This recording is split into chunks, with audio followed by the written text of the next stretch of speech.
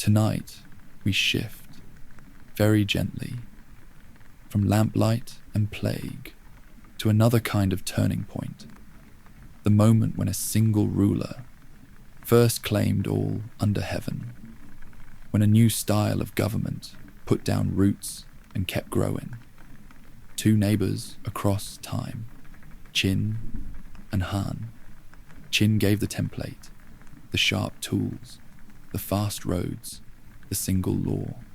Han gave the endurance, the softer hand, the scholar's brush, the long horizon. If you keep one thread in the palm of your hand, let it be this. Qin made an empire. Han taught it how to last. Breathe in, slowly, and out, slowly. We begin at the roots. For centuries, the heartland was a patchwork, a restless chessboard of powers. Warring states, Qi, Chu, Zhao, Yan, Wei, Han, and far to the west, Qin. Each state built walls, trained armies, hired thinkers, searching for the lever that moves the world. Ideas multiplied like spring shoots. Confucians spoke of ritual, the ruler as example. Mohists pleaded for frugality and care that reached beyond clan. Taoists whispered of restraint, of letting the river be a river. Legalists said, measure rewards, measure punishments, make the law a straight road, and sentiment will only bend it. On the frontier edge, Qin watched, listening more than boasting. It had space, iron, and the will to rebuild society from the ground up. Not a battle, but a reform. In the 4th century BCE, Shang arrived, and the Qin court agreed to be remade. Land and labor were counted and made clear. Farmers received secure plots, taxes and service laid out in plain lines. Rewards went to those who grew grain, and those who fought well. Old titles without work fell away like husks. Merit was ranked by achievement, not by birth. The law stood above status, sharp, predictable, unblinking. Neighbors kept watch in groups of responsibility, not cruel, just certain. Irrigation spread, roads straightened, cart axles standardized, so wheels found the ruts and grain found the garrisons. Iron tools bit deeper, crossbows locked and loosed with reliable teeth. Cavalry learned to run with the steppe wind. Qin stopped playing the aristocrat's game, and the board itself began to tilt.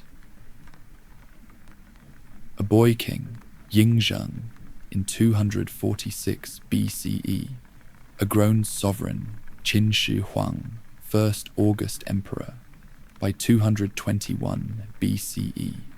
Between 230 and 221, Qin took the 6 rivals in turn, Han, Zhao, Wei, Chu, Yan. Siegecraft, roads that carried armies like arrows, logistics that never slept. For the first time, a single figure stood at the center and named the office Huangdi, Emperor, not merely king. With the name came a claim, not one state among many, but the state, the axis, the pole star of order. Unification on paper is easy. Unification in daily life is detail. Qin loved detail. Feudal fiefs were folded into commanderies and counties, officials answering upward, not sideways. Weights and measures were fixed. Scales agreed, even axle widths matched the roads. Coins rang the same note, round with a square hole. The hand knew them by touch. Writing was regularized, strokes disciplined, a script the clerks could share. Roads were made straight, mile after mile, radiating from the capital like spokes from a hub. To the north, local ramparts were linked into long defensive lines, early ancestors of the Great Wall. Water was taught to work. Canals knit rivers together. The Zhangguo in the north, the Lingku in the south. Grain sliding from valley to valley, like thought. And in the earth, a tomb complex the size of a whispering city, watched by the Terracotta army. Thousands of faces, each different, each calm, breathtaking. Yes, and heavy with the truth that the state's hand could weigh a life down. Legalism prized order, not debate. In 213 to 212 BCE, private libraries were checked, dissenting scholars punished. Stories say books burned, scholars buried. The spectrum runs from purge to tightly targeted control. Either way, the message was simple and cold. Heavy labor and heavy taxes erode loyalty like water under stone. When Qin Shi Huang died in 210 BCE, succession faltered, intrigue festered. In 209, a convoy delayed by flood, fearing Qin penalties, rose in rebellion. Chen Sheng Wu Guang. Fear unmade what fear had made. The capital fell, and power shattered like pottery. Two figures stood tallest in the dust. Xiongnu, noble scion of Chu, brilliant in battle, a storm astride a horse. Liu Bang, a minor official from Pei, stubborn, shrewd, willing to retreat today, to win tomorrow. The Chu-Han contention swung for years. At Hongmen, a banquet and a narrow escape. At Gaixia, in 202 BCE, Liu Bang's allies closed the ring. Xiongnu died by the river. Liu Bang entered as Emperor Gaozu of Han. Qin unified by force, Han unified by staying. Han kept what worked and soothed what hurt. Commanderies, counties, coin, canals, yes. But the Wenjing era, 180 to 141 BCE, lowered taxes, lightened punishments, rebuilt fields, let households breathe. Princes were granted lands, and then trimmed when they swelled too large. The rebellion of the Seven States, 154 BCE, rose and fell, central law intact. A new melody underlay the beat, Confucian ethics at the front of the stage. Legalist technique behind the curtain, firm hands, warm voices, the Han synthesis. An empire is not only banners, it is clerks, magistrates, inspectors, writing the day into order. At the top, 3 excellencies and 9 ministers. Across the land, commanderies and counties like tiles in a careful mosaic. In 124 BCE, Emperor Wu founded an Imperial Academy. The 5 classics on bamboo and silk. Students summoned by recommendation. Filial and incorrupt. Dockets, registers, tax rolls, flood reports, court decisions. Edicts travel down, memorials climb up. The bloodstream dark with ink and healthy. families copied texts by lamplight, not for poetry alone, but for a ladder, step by step, into office. Beyond the farms, grassland, herds, bows, riders who lived in the saddle, Xiongnu. In 200 BCE, Emperor Gaozu nearly trapped at Baideng. The court chose Heqin, harmonious kinship, gifts, grain, silk, marriages, a policy of buying time. Time used well. Under Emperor Wu, frontier lines were fortified. The Hexi corridor seeded with farms and posts. Allies were sought. Behind the Xiongnu, a courtier, Zhang, sent west in 138 BCE, captured, escaped, wandered, returned years later with news. Yuezhi in the far valleys, Dayuan in Fergana with heavenly horses, oases strung like beads across the desert, no quick alliance, but a map of possibility. From possibility, pathways grow. Not one road, but many, local tracks stitched into corridors, from the Han heartland through Gansu, out the Jade Gate, skirting the Taklamakan by north and south rims, west toward Fergana and Bactria. Branches dipped into India, others arched into the steppe, and south to seas where ships stitched Asia together.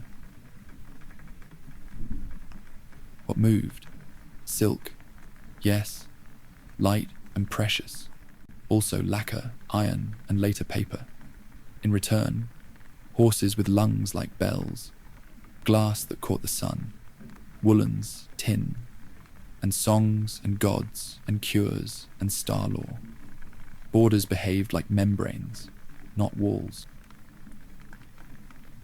To feed the far garrisons, state monopolies on salt and iron, 117 BCE, steadied revenue.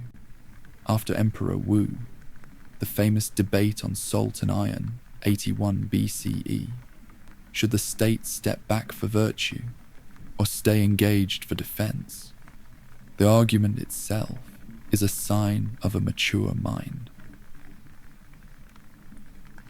Stand in a market, feel the day, millet and wheat in the north, rice in the south, iron ploughs biting well, taxes paid in grain, cloth and labour, roads mended, dikes raised, carts driven for the state, scholars wore silk and duty, artisans their guild skill, merchants their quiet sums, wealthy sometimes, but watched by law and custom.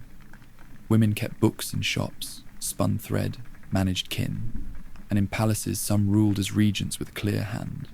Empress Lu, Empress Zhang. Coins spoke a steady language. Under Han, the Wuzhu coin, 118 BCE, rang a note that lasted centuries. Square hole threaded on cords, in stalls across the realm. Empires need memory. Sima Qian's records of the grand historian gathered centuries into a single, breathing story. Later, Bangu continued in the Book of Han. Lacquer shone like still water. Silk carried ink like clouds. Bronze mirrors caught small suns. At Mawangdui, tombs held maps, medical recipes, cosmic texts, and fabric that still whispers when unrolled. Some nobles wore jade suits in death, stone plates sewn with gold thread, as if patience could persuade mortality. Court astronomers read eclipses, aligned calendars with ceremony. Zhang devised a seismograph, a quiet jar that heard distant quakes. Paper improved under Kai Lun, 105 CE, a soft revolution that lowered the cost of thought. Wheelbarrows moved loads along narrow ways. Cast iron made tools steady. Crossbows made discipline lethal. Where Qin centralized power, Han normalized competence. In 9 CE, Mang took the throne. Qin dynasty. Reforms bold and brittle. New coins. Land ideals revived. Great estates challenged. Floods, famine, revolt, the red eyebrows. In 25 CE, Liu Shu, Emperor Guangwu, restored the Han, now in Luoyang, the Eastern Han. They mended, they measured. No dynasty runs a straight river. In 9 CE, Mang took the throne. Qin dynasty. Reforms bold and brittle, new coins. Land ideals revived. Great estates challenged. Floods, famine, revolt, the red eyebrows. In 25 CE, Liu Shu, Emperor Guangwu, restored the Han, now in Luoyang, the Eastern Han. They mended, they measured. Ban Chao carried banners back into the western regions. Caravan bells again. But strains gathered, eunuch factions at court. Land concentrated like storm water. Religious movements promising healing. 184 CE, the yellow turbans rose. The state crushed the main body, but authority cracked into regional fists. By 220 CE, the last Han emperor abdicated, and history turned to 3 kingdoms. Even broken, the Hanan grammar remained. Counties, coins, classics, canals. A magistrate's table, simple and busy. Births, deaths, household splits, recorded with steady care. After flood, fields assessed, granary loans measured out, repaid in better seasons. Corvée crews rotated to mend a dike, a road, a bridge. Boundary disputes judged by code, penalties predictable, no matter the surname. A promising student recommended up, an audit arriving down. Above, inspectors. Below, clerks. The system was not modern, but it was systematic, and it taught generations how to govern at scale, without losing the thread. Emperors sacrificed to heaven, to earth, to the order that holds the sky in place. Scholars read history through 5 phases: wood, fire, earth, metal, water, cycles of rise and rest. Dong Zhongshu argued that omens were heaven's margin notes: eclipse, earthquake, frost, inviting moral correction. In classrooms, boys recited the 5 classics: songs, documents, rites, changes, annals, not only to memorize, but to shape the temper of a servant of the state, to punish and to forgive in season. Follow a sack of grain. After harvest, county granaries take their share. Carts roll on standard axles. Boats slide through linked canals. Porters trade the load at river bends. Seals remain unbroken. Weights certified. Tallies matched. At the frontier, the grain becomes muscle. Soldiers fed, horses watered, prices steadied, so a poor harvest need not become a famine. Calendars keep the cadence. Couriers ride station to station. Bamboo dispatches redraw a provincial plan in a week. Administration is logistics, married to law. Caravans widened the room, diet picked up new spices, dress new textures and trims, court music learned foreign measures, fresh dances counted a different beat, maps in the mind stretched other great powers out there, not enemies by nature, but neighbors by distance. Trade needs trust, weights that match from oasis to oasis, contracts that can be enforced, guards who know that a caravan taxed fairly today returns tomorrow. The Han state learned to be a host, not only a ruler. By Han's end, the grammar of empire was set, a map of commanderies and counties, stitched by roads and canals, a ladder of learning, recommendations now, examinations later, a story of rule, law with virtue, emperor under heaven, officials under duty, a market logic, minting, grain storage, monopolies when needed, hands off when safe. A horizon to the west, paths that carried silk, paper, and ideas outward, and brought back horses, glass, grapes, and songs. Qin taught unity, Han taught durability. Together, they founded a political culture that could break and be rebuilt under new banners, again and again. Breathe in and out. Let it settle. From here, we can slow even more, zoom closer. A docket on a magistrate's desk, line by line. Inside the salt and iron debate, both voices heard. Zhang Qian's long road, oasis to oasis. What each stop taught the Han. Case studies. The Seven States Rebellion, Wang Mang's coin experiments, Ban Chao in the Tarim, homes, kitchens, classrooms, what people ate, wore, wrote, believed, at 3 levels of life. They sent a man west with a small party and a large patience.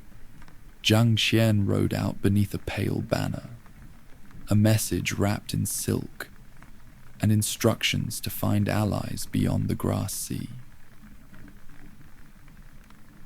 The first days were easy, then not. Capture, delay, seasons spent under watch. He waited, learned words, watched stars wheel, memorized distances the way a sailor counts waves. He escaped. He walked. He bargained for guides in markets made of dust and courage. Beyond the dunes, an oasis glowed like a coin at sunset. Daiwan, Fergana, horses with lungs like bells, veins like blue cords beneath bright coats. Kangju, Yuezhi in new valleys, their old homes left behind like jackets outgrown. Lists were made in his head. Who trades what? Who fears whom? Where water lies before noon. Years later, he returned, face older, eyes brighter. No perfect alliance, not yet, but a map you could trust with your finger. A string of places like beads, each with a name, a taste, a price, a distance.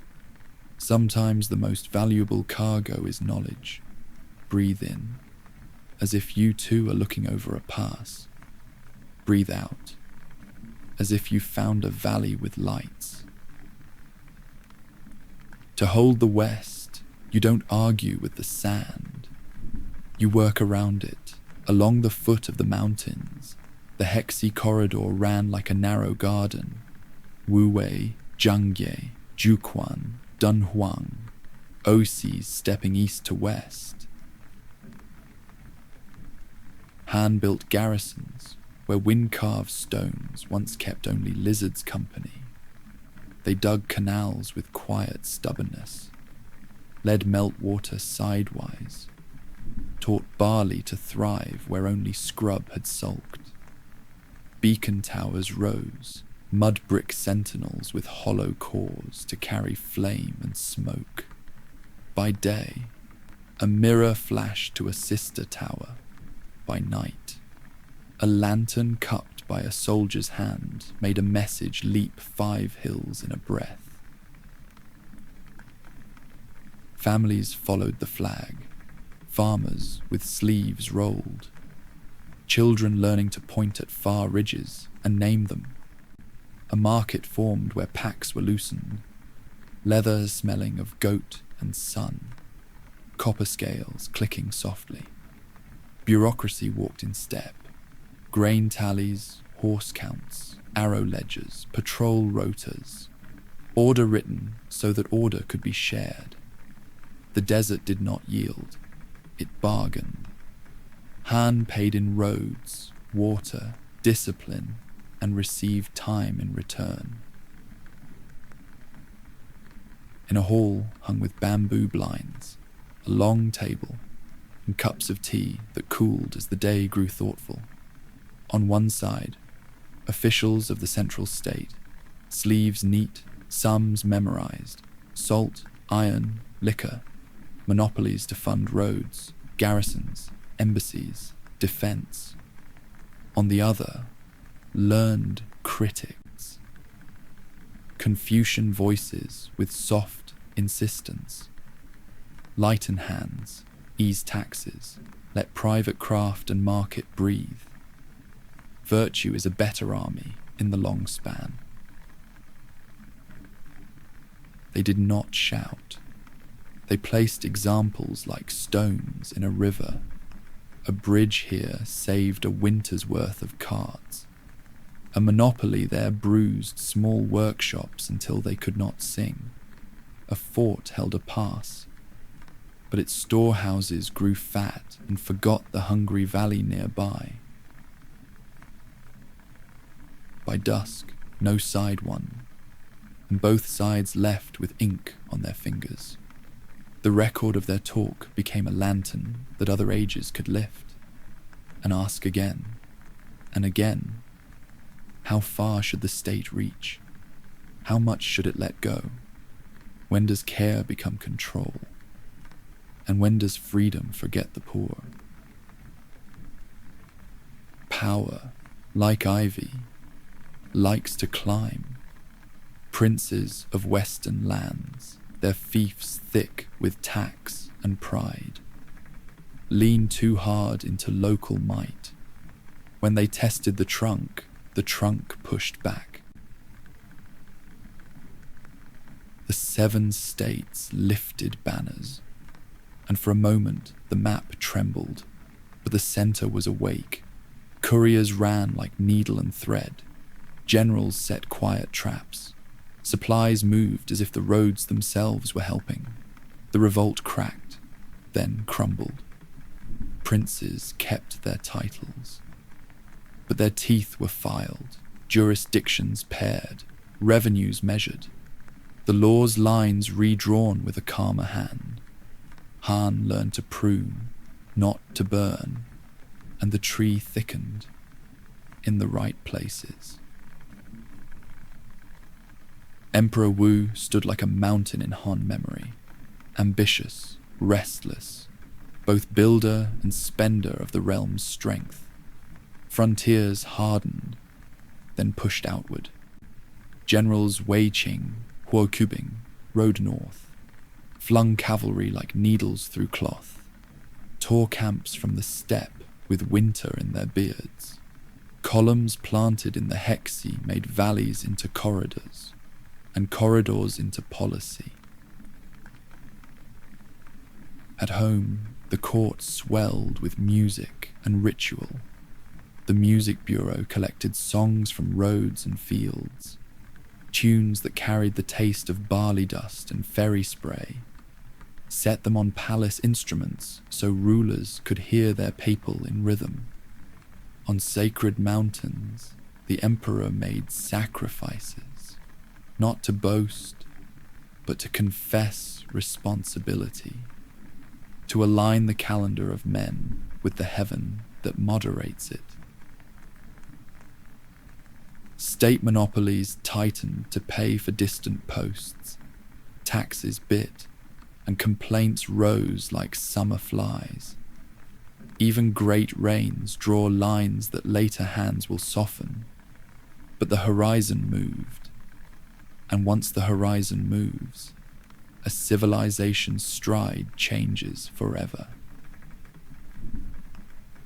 Open a drawer in a magistrate's office, and you'll find bamboo slips tied with a cord. Open a tomb forgotten by the world, and you may find the same, statutes resting where a clerk went quiet.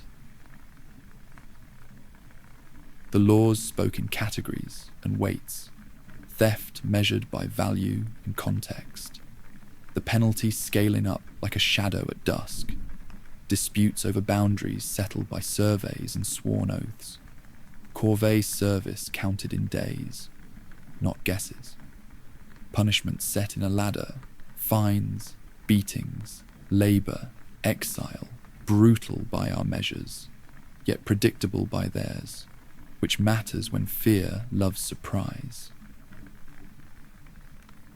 Appeals were possible, and inspections regular. The aim, imperfectly kept, was that a peasant could know his risk, and trust his plea had a path.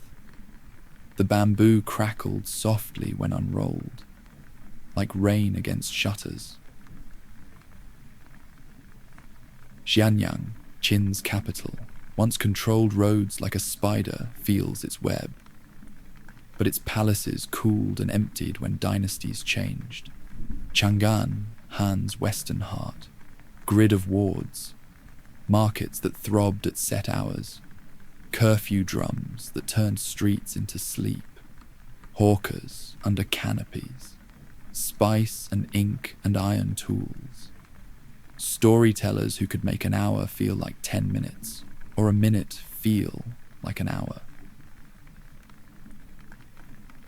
Luoyang, later capital, sat where rivers braided, modest on the surface, efficient beneath.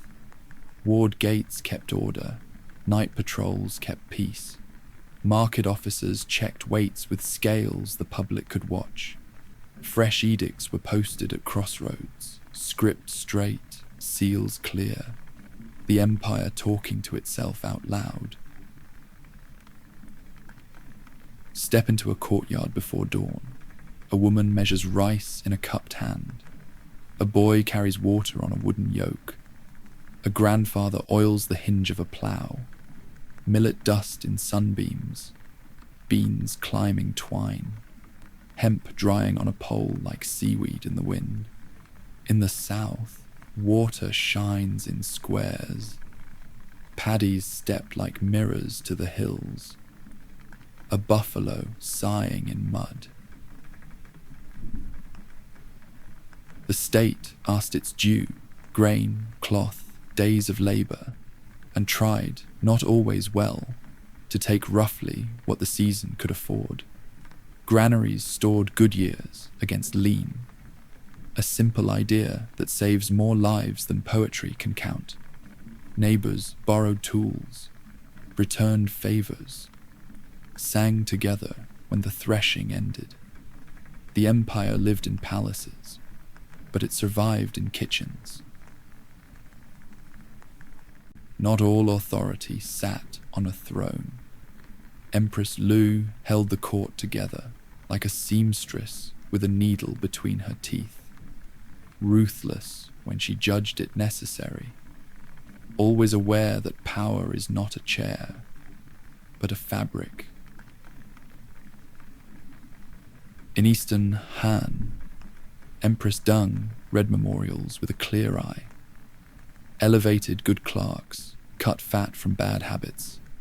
In learned households, Banzhao wrote instructions for women, counseling humility, education, harmony, a text from its time, and yet a line in the ongoing conversation about how families manage power and care.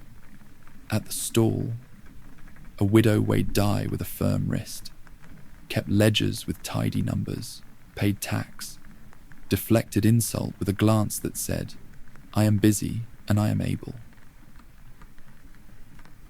A court historian carries a pen like a sword pointed at forgetting. Sima Qian took his father's desk and expanded it into a horizon. Annals, tables, treatises, hereditary houses, biographies. A way of telling that could hold 1,000 lives without dropping one. Later, Bangu and his sister Ban Zhao gave the Book of Han its spine, names and dates gathered like sheaves after harvest.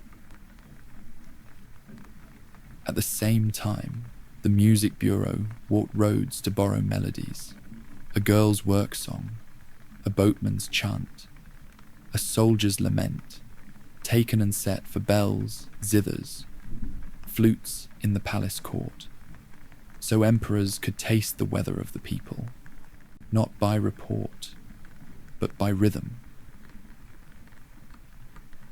Rulers did not rule alone. They partnered with heaven, not a person, but a balance. When eclipses came, the court did not shrug.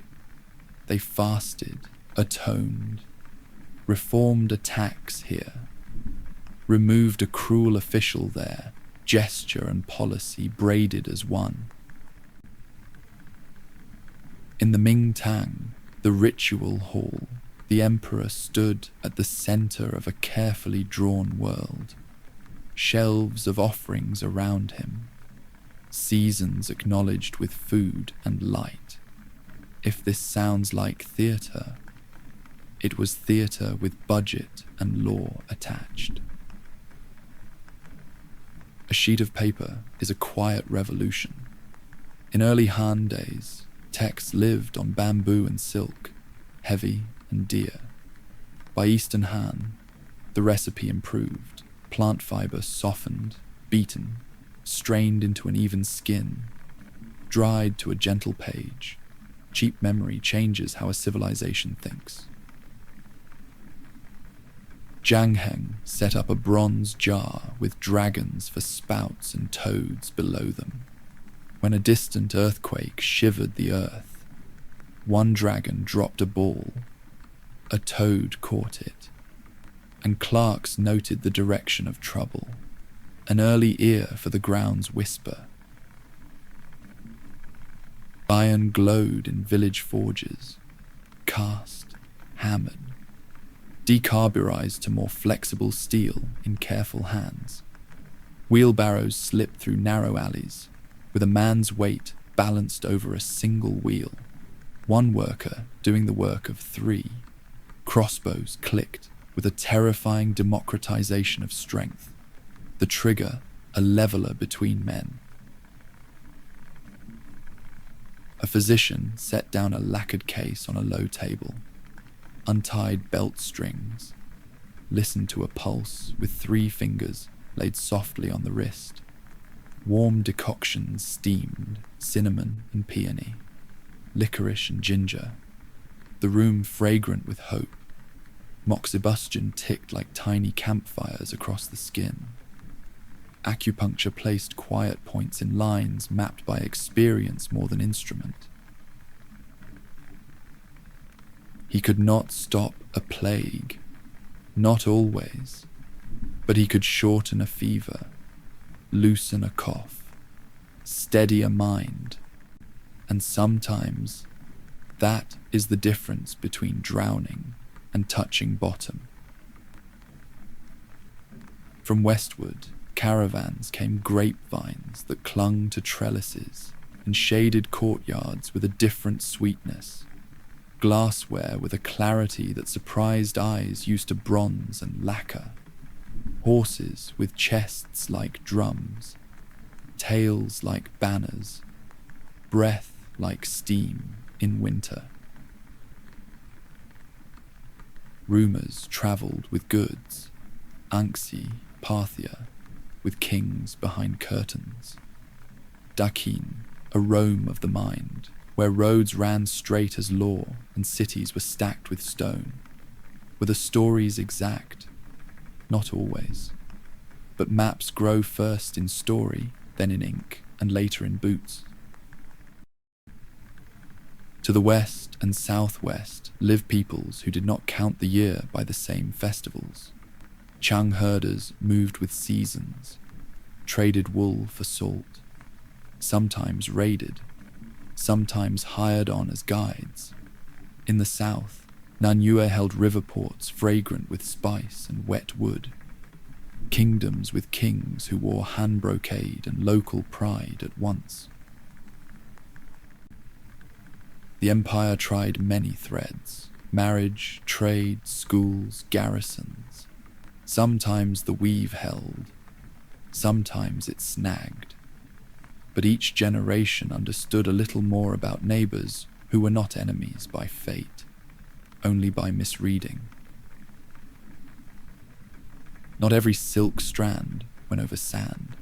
In the south, ships hugged coasts, waited for monsoon winds like farmers wait for rain.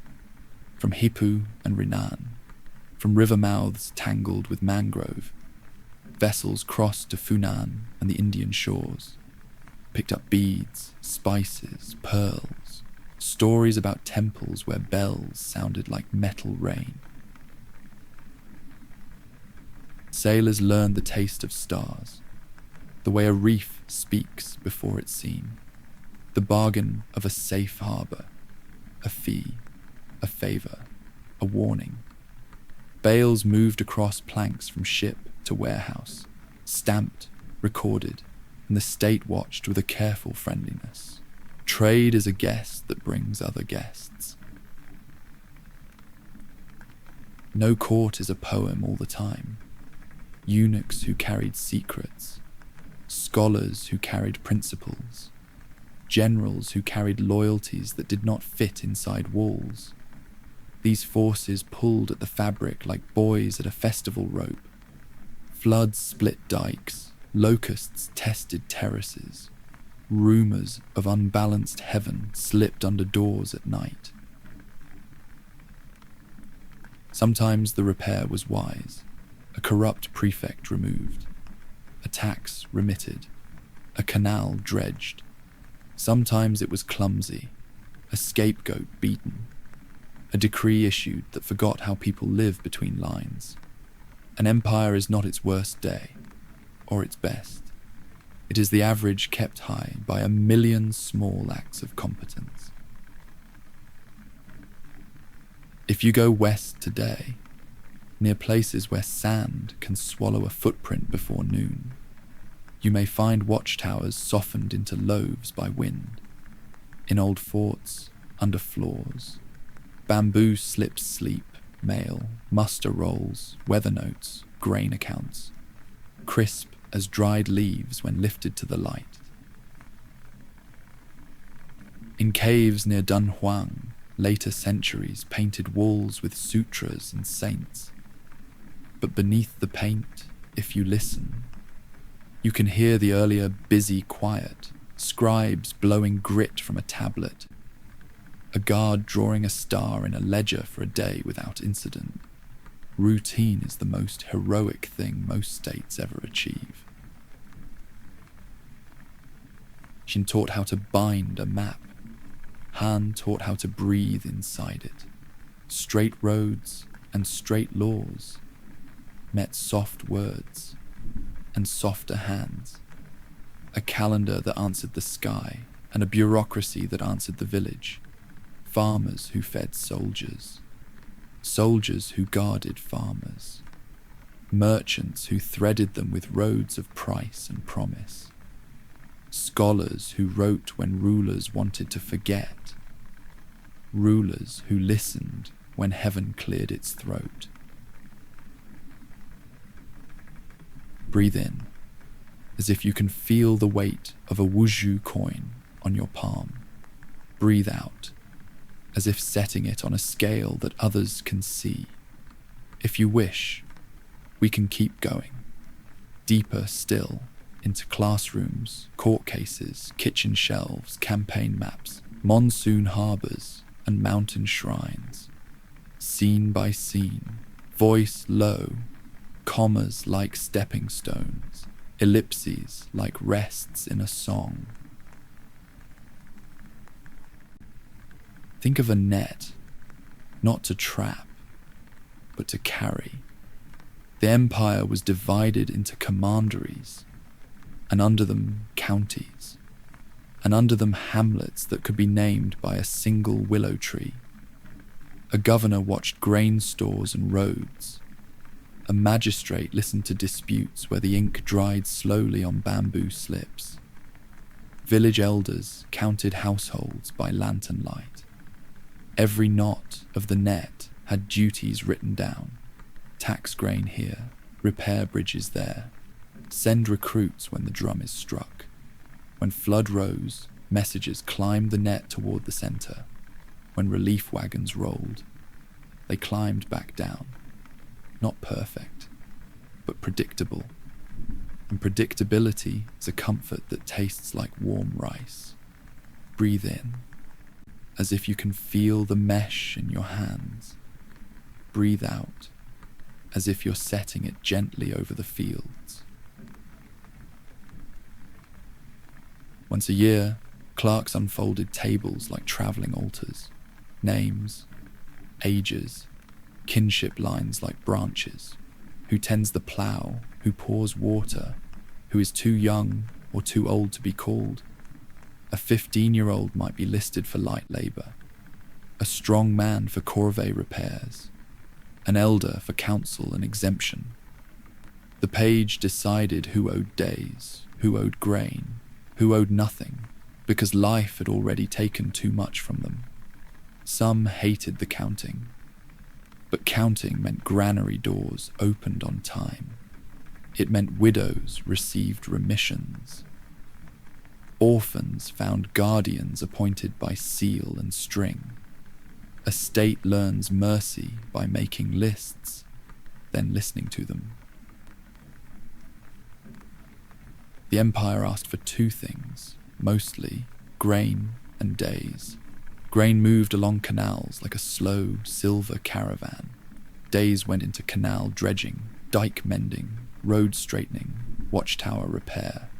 On a chilly morning, a line of men and women stood with baskets at a levee, passing mud hand to hand, laughing sometimes, arguing gently about whose turn it was to sing.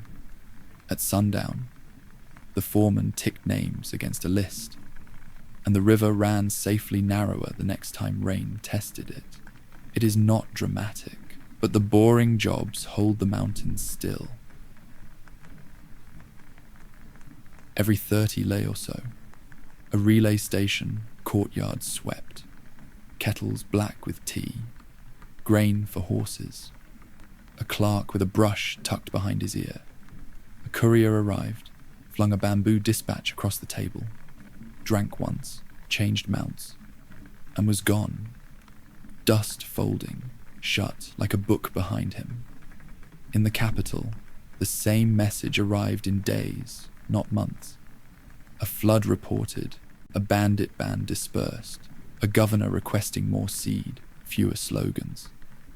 The system could fail, but when it worked, it felt like the empire had nerves and could feel its fingers and toes. On the palm, a small round piece, square hole at the heart, wuzhu, cast in moulds greased with ash, trimmed with knives that clicked softly like distant rain. The alloy mattered, too much lead, and corners crumbled, enough copper, and the ring when dropped said, honest. Weights were checked on public scales. Counterfeiters feared more than generals. Fair coin turned strangers into partners. A sack of millet for a day of roofing, a bolt of silk for a mule. And the market breathes easier when the metal is steady. A foot in one town, a foot in another, what keeps them equal? Officials kept calibration boxes, metal measures stamped with seals. They also tuned by sound. pitch pipes cut to lengths that sang a specific note, because sound travels better than argument. Grain jars matched the jars in the capital. Yard rods matched the rods that measured palaces. It seems fussy, but fussy is how you prevent quarrels that cost more than wars. In the backyard, mulberry leaves in baskets, crisp as paper. In a warm room, silkworms spat thread in small, ceaseless circles. A soft rustle like rain behind walls. Cocoons boiled, threads found. Reeling turned hair-thin lines into skeins that shone like water at dusk. On the loom, a woman's heel pressed a pedal. Heddles lifted. The shuttle whispered across. A plain weave for everyday courage. Brocade for tribute and ceremony.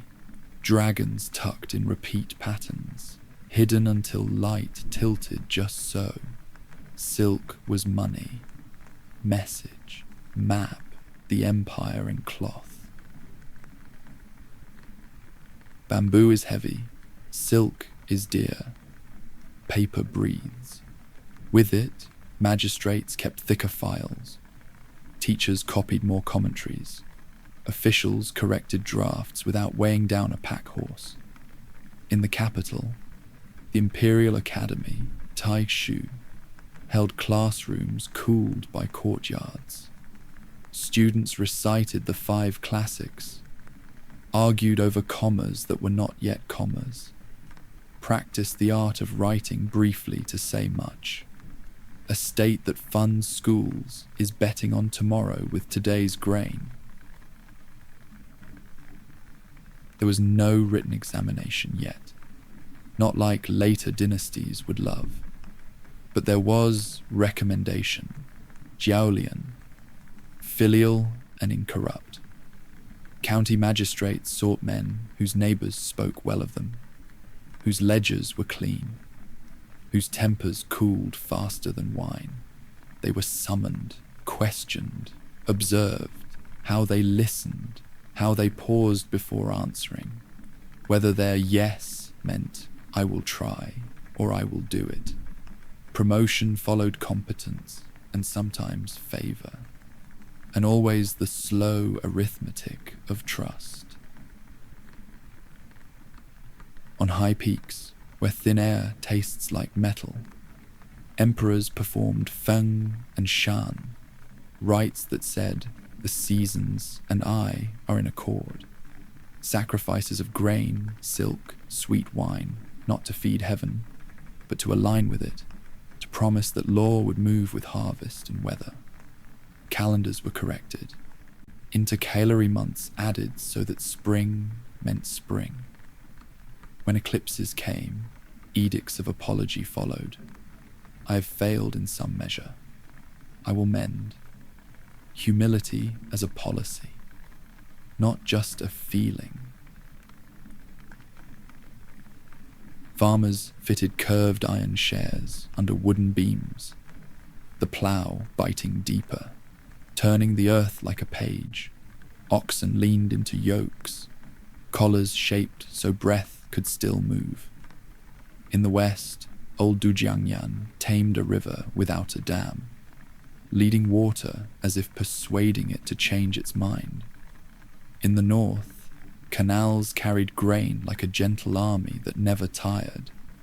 A seed drill in some counties saved seed, set it at even depths, lifted yields the way a careful word lifts a heart. Fields in the south glowed with paddy water, mirrors to the sky. Nanyue kept its pride, kings in their own halls, until diplomacy and marching feet made one ledger out of 2. Han set commanderies along rivers, built warehouses that smelled of bamboo matting, taught characters to children who already knew 3 words for rain. Local gods kept their festivals. Han laws kept their courts. Rice kept everyone's bowl full when the weather behaved. Empire is not an eraser, or at least it shouldn't be. The better version is a braid, tighter, stronger, with colours still visible. Beyond Yumenguan and Yangguan, stone gates where poets later sighed. The desert broke into green beads, Kucha, Khotan, Kashgar, each with orchards, walls, and a language that tasted new in the mouth. Han appointed a protector general of the western regions, a title heavy as bronze, a job light as balancing water on a leaf. Convoys carried silk, lacquer, letters, brought back jade, horses, news. Some years the archipelago held under Han's umbrella. Some years it slipped away like wet rope. Still, the path remained. And paths are the first kind of infrastructure a culture builds in the mind. The Jade Gate stood blunt against wind, its mud bricks holding heat like a sleeping animal. A traveller showed a tally, half kept by the state, half by the bearer. Click, the pieces matched. The gate opened, inside. Oats for horses, hot water, a shelf of messages waiting for riders going the other way. At dusk, a watchman climbed the stair, lit the beacon only when needed.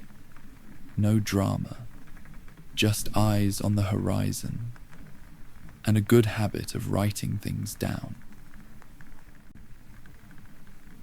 Evening, steam from a rice pot or a millet pot, north and south agreeing to disagree. Soy fermented into sauces that made dull days taste better. Greens quick-fried in oil. Fish poached with ginger in households near rivers. In towns, noodle stalls sent warm air into winter. In villages, congee fed a crowd when the granary door sighed thin. A state is not only edicts, it is also the number of times a week a child asks for more and gets it. Lacquer built itself in layers, patient as a monk, sap brushed, dried, brushed again until bowls shone like wet cherries. Bronze mirrors cast the room back with tiny ridges that made sunlight into patterns on the wall. Artisans cut armillary rings that let scholars play at the sky. Ecliptic, equator, poles, names turning into brass. Brass turning into understanding. Workshops hummed. Wives ran accounts. Apprentices learned by watching before touching. Craft is a conversation between hand and material, with the eye translating both. One empire, one road gauge. Old stories say Qin made axles match, so ruts in the road didn't fight you from province to province. Han kept the habit, carts rolled easier. Supply wagons didn't snap their tongues at every border. Standardization seems dull, until your barley arrives before the storm. Not after. Morning. A clerk called cases. A quarrel over a well. A complaint about boundary stones moved in the night. A theft of chickens that might hide a deeper hunger. Witnesses spoke. The magistrate watched faces as much as words. Ordered oaths. Checked the register for old grudges. Punishments were graded. Fines when money could mend. Beatings counted aloud when the community needed to hear limits. Labour on flood walls when useful matched just. An appeal could rise up the ladder, slowly, but not impossibly. At dusk, the magistrate pressed a seal to the day's end and sent a portion of his dinner to the jail, because no one listens well on an empty stomach. Doctors set needles where experience said rivers ran under skin. Warmed points with moxa until pain unwound like a knot. Herbal lists grew longer. Cinnamon twig for cold in the chest. Peony for cramps. Licorice to harmonize the brew. Others chased a brighter dream. Elixirs that promised longer years. Cinnabar gold, saltpeter, cooked in crucibles that hissed softly like snakes. Some hopes healed, some hopes harmed. By lantern light, wiser hands wrote, balance before brilliance. A good night's sleep often did more than a dangerous potion. Centuries wear grooves even in strong stone. Tax burdens rose where floods would not behave. Eunuch factions and scholars pulled the court like teams yoked to different ploughs. In the countryside, healers and preachers in yellow headcloths spoke of a great peace to come, and hungry men listened and then marched. The state faltered. Generals grew names as big as provinces. The map hazed into 3 realms in waiting. And yet, markets still opened at dawn. Midwives still tied cords. Teachers still traced characters on sand with twigs when paper was dear. Even in unraveling, ordinary people wove. Breathe in, as if collecting the century into your chest. Breathe out, as if laying it down without blame. A straight road you can follow by starlight. A register that remembers you exist when you need help. A school where a careful sentence outweighs a loud one. A coin that rings true. A granary that opens in time. A ritual that reminds rulers to bow to seasons and storms. A relay horse that brings a warning while there's still time to act. A loom that turns patience into cloth. A law that tells you before you air what the line is and why. If you wish, we can keep going deeper still, into music and meter, family contracts, treatises on salt pans, forest laws, temple funding, dike engineering, frontier diaries from guards whose handwriting looks like wind,